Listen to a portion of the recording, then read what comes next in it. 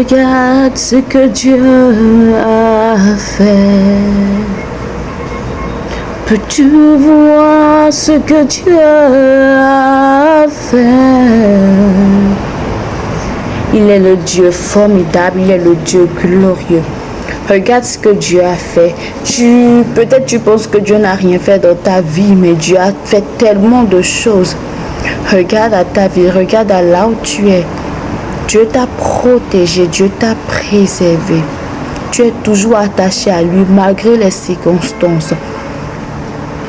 Amen. Dieu t'aime. N'oublie jamais que Dieu t'aime. N'oublie jamais que Dieu t'aime. Dieu t'aime d'un amour éternel. Amen. Amen. Alors la proclamation du jour, c'est: je te dis merci Seigneur pour ton amour. Merci Seigneur pour ton amour. Amen. Nous allons lire d'abord Ésaïe 43, 2. Prends ta Bible.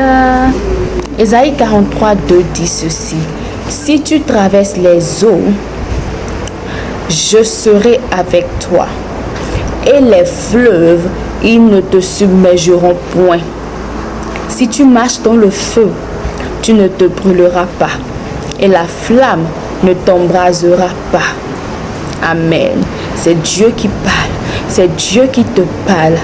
C'est-à-dire, il y aura des persécutions. C'est-à-dire, il y aura des situations tristes dans ta vie, c'est-à-dire tu auras traversé des situations pénibles dans ta vie, vraiment pénibles, parce que là, s'il parle du feu, des fleuves, des eaux, cela veut dire que ce n'est pas juste une simple situation. Tu auras traversé des épreuves dans ta vie, le désert dans ta vie, mais il dit qu'il est avec toi, il dit qu'il te soutient. Oui, Dieu te prend par la main, Dieu te fortifie dans cette situation.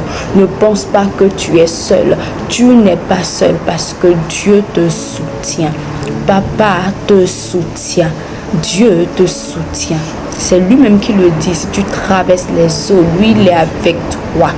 Les fleuves ne te submergeront pas, c'est-à-dire cette situation dans laquelle tu es ne te submergera pas. Tu peux penser que c'est fini pour toi, ce n'est pas fini. Tant que Dieu est là, cette situation n'est pas au-dessus de toi. Je me rappelle, il y a de cela 7 ans, je traversais une situation. Je cheminais avec un gars, je cheminais avec lui, et puis un jour il m'a dit qu'une secte l'a contacté. Il voulait avoir mon avis, quoi faire. J'ai dit non, il ne faut pas entrer dans une secte, c'est pas du tout bien. Et une semaine après, ou quelques jours après, il me dit qu'il est entré dans la secte. Moi, je pensais que le monde venait de s'effondrer sur moi. J'ai dit, mais Seigneur, j'ai fait quoi pour mériter cela? Donc, pour lui, je devais choisir entre lui et le Seigneur. Pour le choix était clair, Jésus ou rien.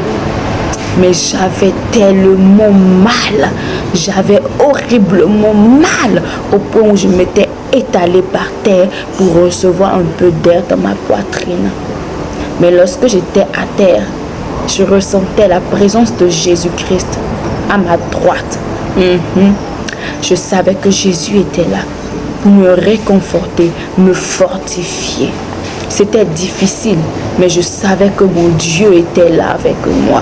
Ce n'est pas facile, mais lorsque Dieu est là, ça s'améliore et tout va de gloire en gloire. Dieu est dans ta situation. Accroche-toi à Dieu. Amen. Nous allons lire notre passage, c'est Psaume 139, versets 13 à 14. Lisons ensemble. Amen. C'est David qui parle.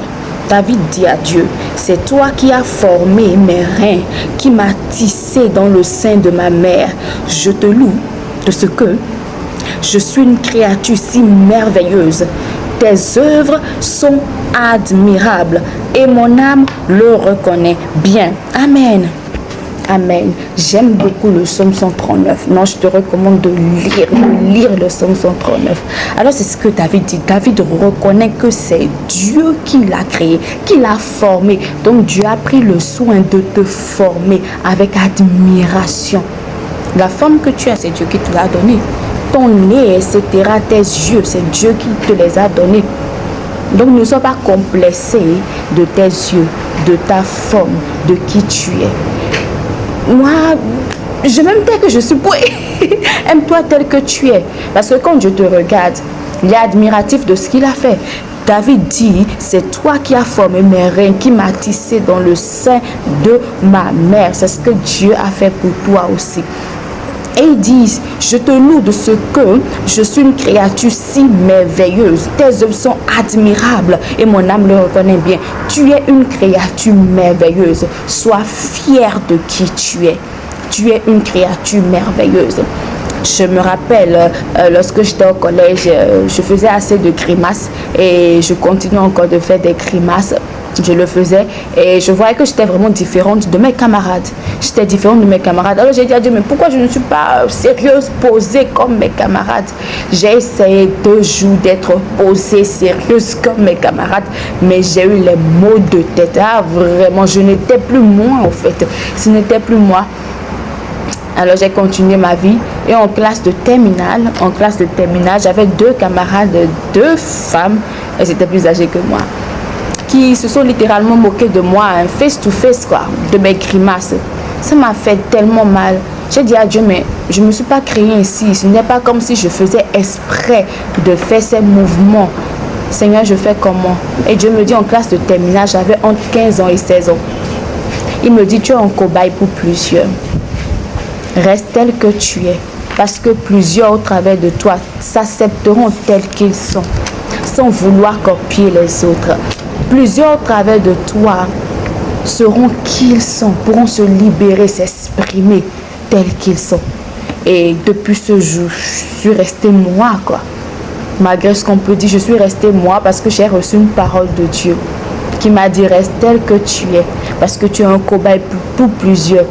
Plusieurs vont s'inspirer de toi pour affirmer qui ils sont, pour se libérer, s'accepteront tels qu'ils sont. Si Dieu me parle, moi je ne regarde plus à personne, parce qu'il est mon Père, parce qu'il est mon Créateur. Amen. Et toi? Amen. Alors un dernier passage dans Luc 8, 15. Prends ta Bible.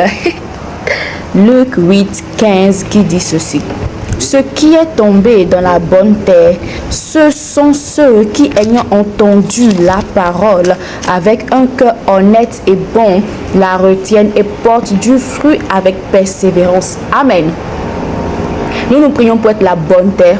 Vraiment la bonne terre, c'est-à-dire cette terre qui reçoit la parole de Dieu, cette terre humble, disposée à être transformée par la parole de Dieu, cette terre qui ne laisse pas les soucis, les circonstances, le regard des autres venir enlever ce que la parole de Dieu est venue faire dans notre vie. Nous voulons être cette terre disposée et lorsque nous recevons la parole, qu'elle nous transforme, nous portons du fruit, pas juste du fruit pour un bout de temps, mais du fruit durable, c'est-à-dire on continue à glorifier le Seigneur, on continue à faire les œuvres du Seigneur parce que nous avons reçu la parole de Dieu et nous marchons sur cette parole parce que nous avons ce cœur humble qui s'est laissé transformer, éduquer par la parole de Dieu. Et je prie que ce soit ton partage parce que tu as reçu la parole de Dieu, que tu portes du fruit, que tu ailles de gloire en gloire avec Dieu au nom de Jésus-Christ. Et nous prions pour Irak, Iran, Islande, Israël, Jamaïque, Kazakhstan, Jordanie.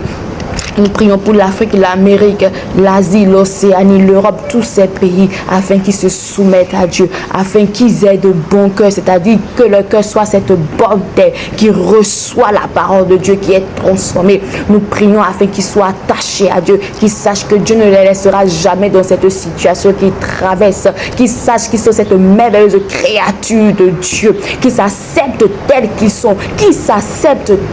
sont, au nom de Jésus. Et pour toi qui n'a pas encore accepté le Seigneur Jésus-Christ dans ta vie, je t'invite à l'accepter. Dieu t'aime, c'est lui qui t'a formé. Alors dis avec moi, Seigneur Jésus, je reconnais que tu m'aimes tel que je suis. Tu es fier lorsque tu me vois. Je prie afin d'avoir cette conscience de ce que je suis une merveilleuse créature.